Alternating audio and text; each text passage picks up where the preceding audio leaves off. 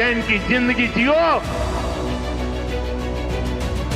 रोटी खाओ, वरना मेरी गोली तो है ही।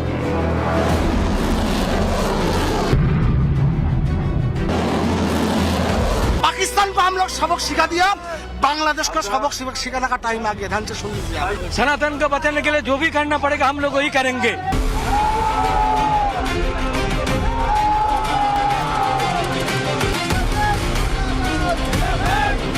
अब पाठशाला की पहली क्लास समंदर से लेकर जमीन तक पर मिसाइल, रॉकेट और गजब तैयारी। पीएम मोदी पाकिस्तान बांग्लादेश को एक साथ निपटाएंगे क्या? उधर आकाश ब्रह्मोस, इधर आधी रात समंदर में भारत का वो धमाका। शहबाज मुनीर की नींद उड़ गई होगी क्या? पाकिस्तान में धमाके, ट्रंप का बुरा हाल। अब पनौती मुनीर कहां पहुंचा जहां मौत आ गई? रूस के बाद अब अमेरिका ने कट्टरपंथी यूनुस को कैसे हड़का दिया? पर्दे के पीछे पीएम मोदी का कौन सा खेला चालू है? सबसे पहले इसकी बात। पहलगाम में आतंकियों ने धर्म देखकर, सिंदूर देखकर हिंदुओं की जान ली, तो नरेंद्र मोदी ने पाकिस्तान को घर में घुसकर मारा। अब वही गलती बांग्लादेश कर रहा है। मोहम्मद यूनुस के इशारे पर कट्टरपंथी सिंदूर और कलावा देखकर हिंदुओं को टारगेट कर रहे हैं। हिंदुओं पर आंच आई थी तो नरेंद्र मोदी ने पाकिस्तान को नहीं छोड़ा था। तो बांग्लादेश बच जाएगा, इसकी कोई गारंटी नहीं है बॉस। बांग्लादेश के कट्टरपंथी आतंकी हों या फिर पर्दे के पीछे से खेल रहा मुनीर का पाकिस्तान, दोनों क्या एक साथ निपट जाएंगे? यह सवाल पूछा जा रहा है, क्योंकि जो जबरदस्त हलचल मची हुई है वो यह सवाल पूछने पर मजबूर कर रही है। बॉर्डर पर गजब की सैन्य तैयारियां बहुत कुछ बोल रही हैं। बांग्लादेश के पास समंदर का सीना फाड़कर निकलती मिसाइल गरज रही है। जमीन पर नेक्स्ट जनरेशन डिफेंस सिस्टम की टेस्टिंग हो रही है। पाकिस्तान को फोड़ने वाली ब्रह्मोस मिसाइल का एडवांस वर्जन की डेट आ गई है। भारत की सैन्य तैयारी के बारे में आज आपको डिटेल से देखना चाहिए कि अचानक सीमा पर यह हलचल क्यों बढ़ गई है। आज आपको बताऊंगा कि आधी रात को समंदर में भारत ने कौन सा धमाका कर दिया कि बांग्लादेश में खेल करने वाले पाकिस्तानी शहबाज और मुनीर के होश उड़े होंगे। खुद बांग्लादेश में कट्टरपंथी यूनुस की सिट्टी पिट्टी कैसे घूमे। रूस के बाद अब अमेरिका ने यूनुस को कैसे हड़का दिया है। उधर किसने कह दिया कि यूनुस को बांग्लादेश छोड़कर भागना पड़ेगा। साथ ही बात होगी कि पाकिस्तान का आर्मी चीफ मुनीर कैसे हर किसी के लिए पनौती बन गया है। बांग्लादेश से हाथ मिलाया तो बांग्लादेश का बुरा हाल। अपने देश में उसने जब से कमान संभाली है एक तरीके से, पाकिस्तान का और बुरा हाल। और अब मुनीर जिस देश से अपने कबाड़ हथियारों की डील करके आया था, उसके आर्मी चीफ और उसकी टॉप लीडरशिप अचानक कैसे निपट गई, आज आपको देखना चाहिए। यह पनौती मुनीर किस किस को खाएगा, आज इस पर बात होगी। लेकिन पहले नरेंद्र मोदी क्या तैयारी कर रहे हैं बॉर्डर पर? बांग्लादेश में क्या बवाल मचा है? मुनीर क्यों परेशान है? उसकी एक झलक देखिए।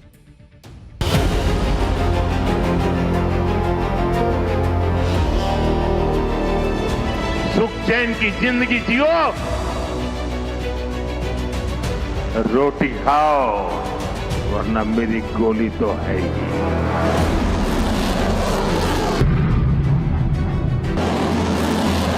पाकिस्तान को हम लोग सबक सिखा दिया, बांग्लादेश को सबक सिखाने का टाइम आ गया। ध्यान से सुन लीजिए। सनातन को बचाने के लिए जो भी करना पड़ेगा हम लोग वही करेंगे। सभी हिंदू, दुनिया का हिंदू जाग जाओ।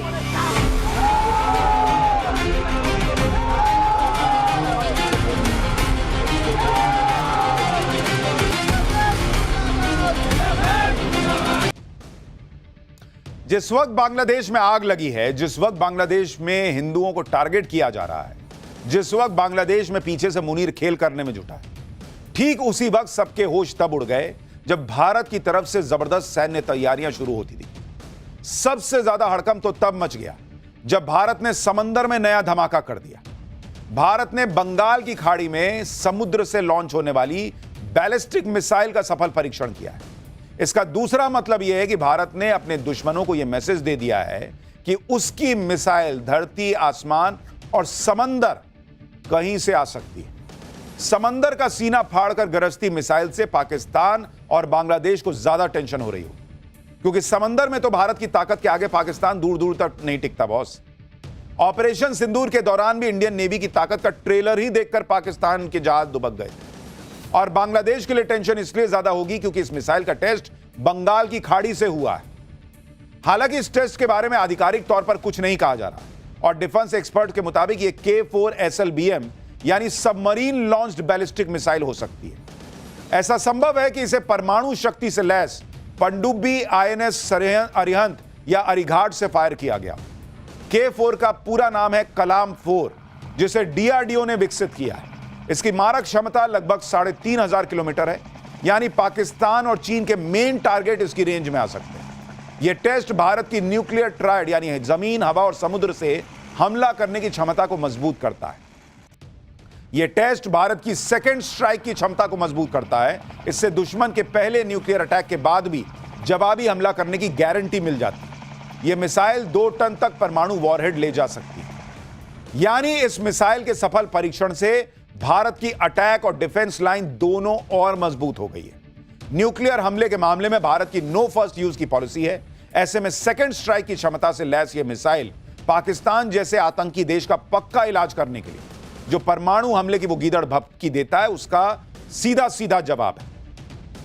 यानी अब पनडुब्बी से भी तुमको फोड़ देंगे, यह सीधा मैसेज चला गया है मुनीर को। इस बैलिस्टिक मिसाइल का टेस्ट सुनकर ही दुश्मन का दम निकल सकता है कि इधर भारत ने मिसाइल के टेस्ट के साथ साथ आकाश मिसाइल डिफेंस सिस्टम का भी नया टेस्ट कर दिया। इससे भी दुश्मन बेचैन हो गए कि आखिर भारत यह तैयारी अचानक क्यों कर रहा है।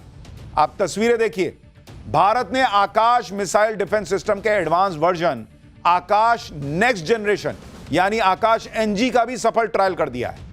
डीआरडीओ के मुताबिक ट्रायल के दौरान आकाश एनजी ने अलग अलग दूरी और ऊंचाई पर मौजूद हवाई लक्ष्यों को सटीक तरीके से तबाह कर दिया। इसमें सीमा के पास कम ऊंचाई पर उड़ने वाले और लंबी दूरी पर ज्यादा ऊंचाई वाले लक्ष्य भी शामिल थे। भारत अपने स्वदेशी एयर डिफेंस को लगातार अपग्रेड कर रहा है। मतलब जिस पाकिस्तान को लगा होगा कि पिछले बार तो आकाश ने फोड़ दिया था, आकाश की तैयारी करते हैं। यहां क्वेश्चन पेपर में आ जाएगा आकाश एनजी नेक्स्ट जनरेशन।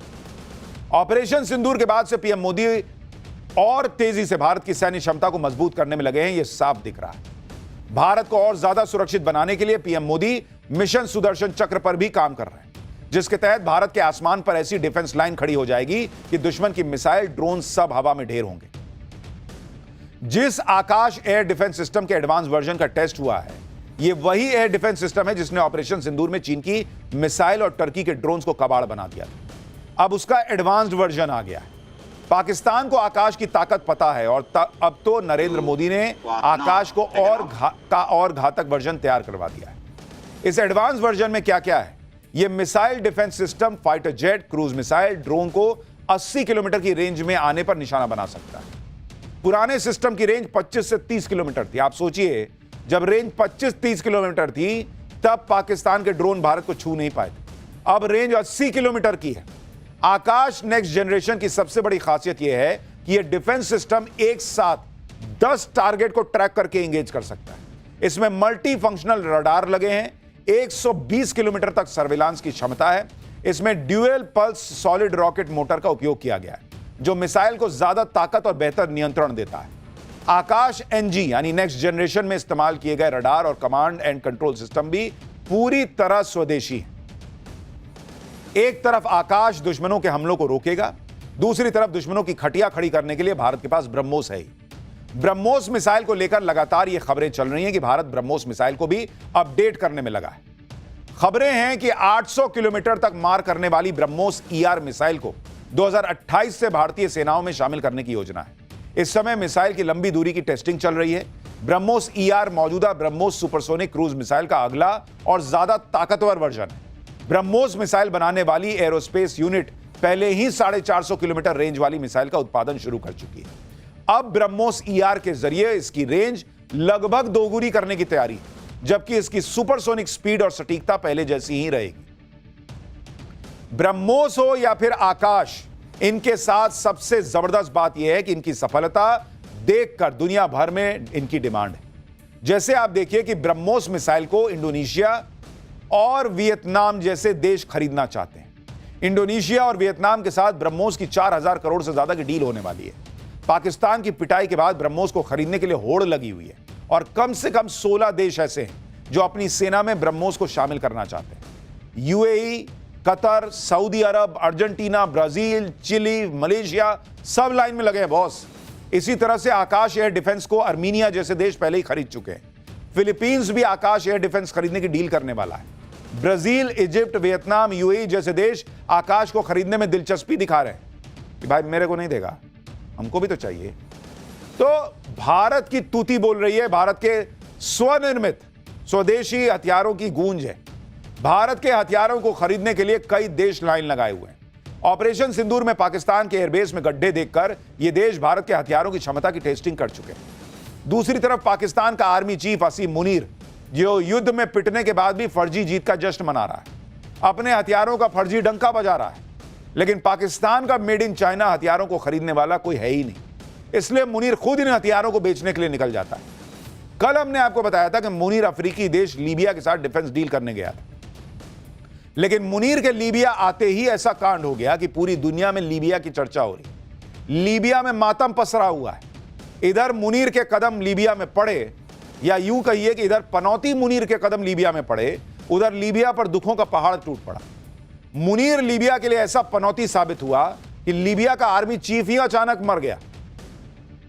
इधर मुनीर ने लीबिया के साथ अपने कबाड़ हथियारों की डील की, लेकिन मुनीर ऐसा पनौती साबित हो रहा है कि अगले ही दिन लीबिया की पूरी टॉप सैन्य लीडरशिप साफ हो गई। जिस लीबिया में मुनीर हथियार बेचने गया था, उस लीबिया के आर्मी चीफ की प्लेन क्रैश में मौत हो गई।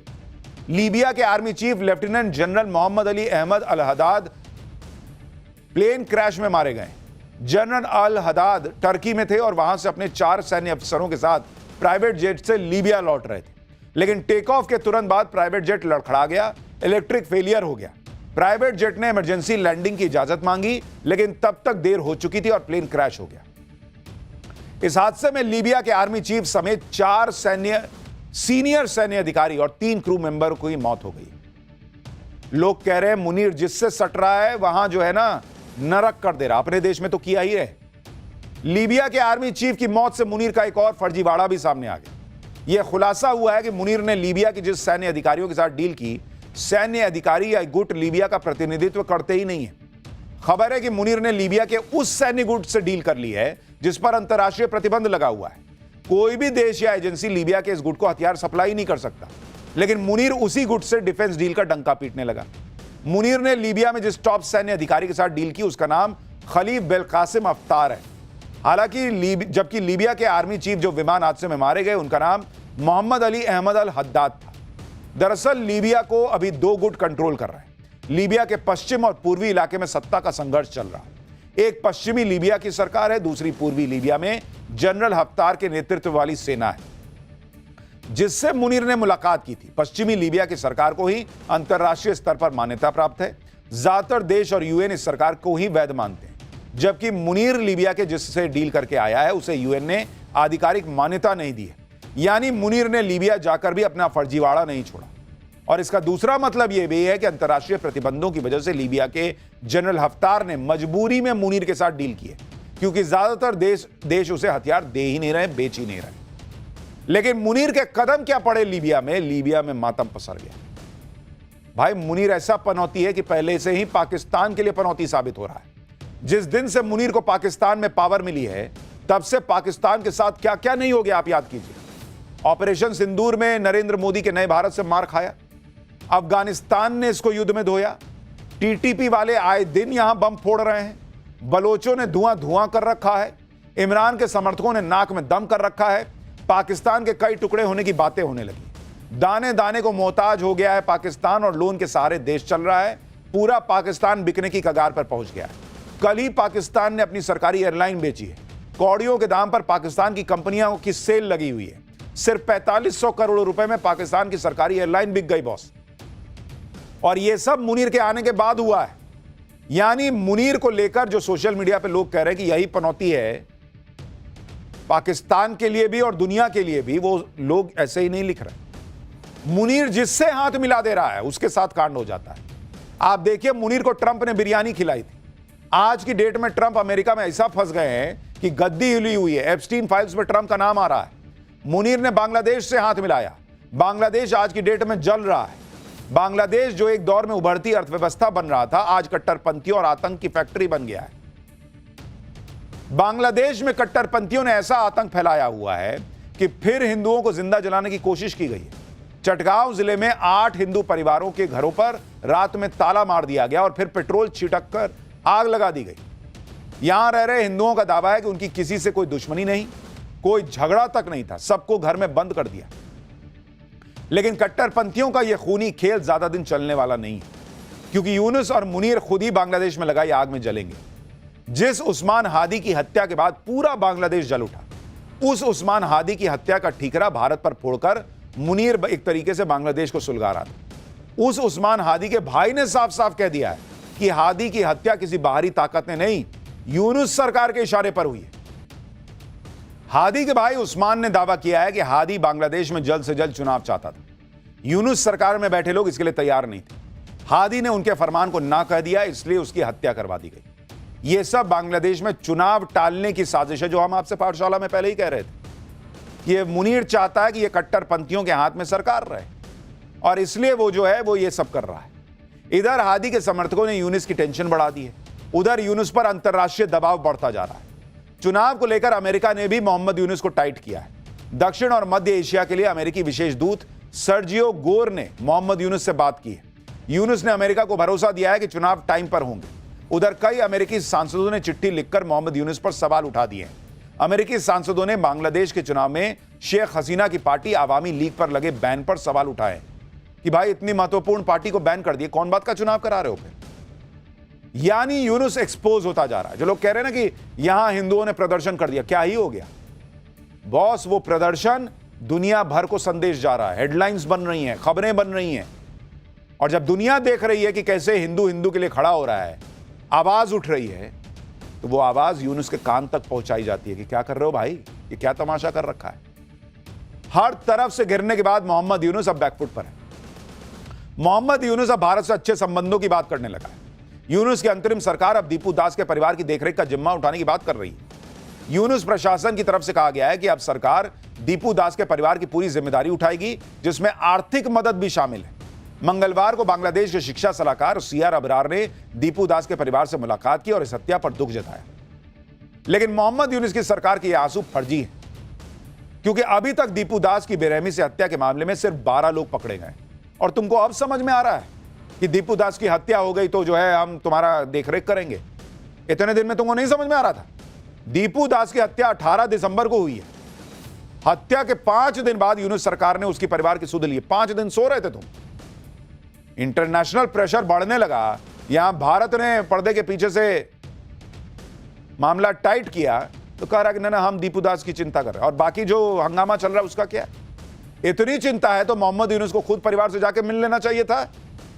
नोबेल का शांति पुरस्कार लिए बैठे हो ना, घर से निकलने में दिक्कत होती है, ठंड में घुटने जम गए हैं।